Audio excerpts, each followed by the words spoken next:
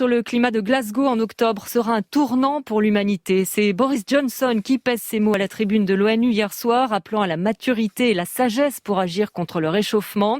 Et dans ce contexte, voilà que le Sénat s'alarme de la baisse du budget de Météo France, alors que les prévisions sont essentielles. Yann Gallic. Météo France a perdu près de 600 postes au cours des 10 dernières années. Dans le même temps, l'organisme public a vu baisser de 20% la subvention que lui verse l'État. Le sénateur centriste de Seine-Saint-Denis, Vincent Capo-Canellas, est le rapporteur de la commission chargée d'évaluer le budget de Météo France. Le nombre d'emplois qui sont autorisés pour Météo France a été réduit d'un quart. Le nombre d'antennes dans les territoires a été réduit des 2/3.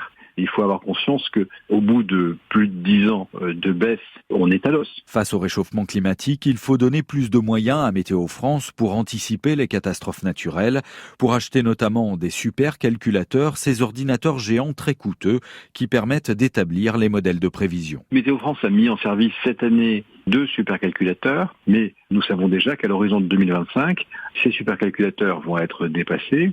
Nous allons vers des événements climatiques importants, difficiles à prévoir, et donc il faut maintenir cet outil. On ne peut pas simplement dire il faut aller plus loin dans la prévision météo et puis ne pas donner les moyens en conséquence. Selon le sénateur Vincent Capo-Canellas, Météo France aura besoin d'environ 300 millions d'euros à partir de 2025 pour renouveler son matériel et continuer à remplir sa mission d'alerte et de prévision. Eux aussi veulent un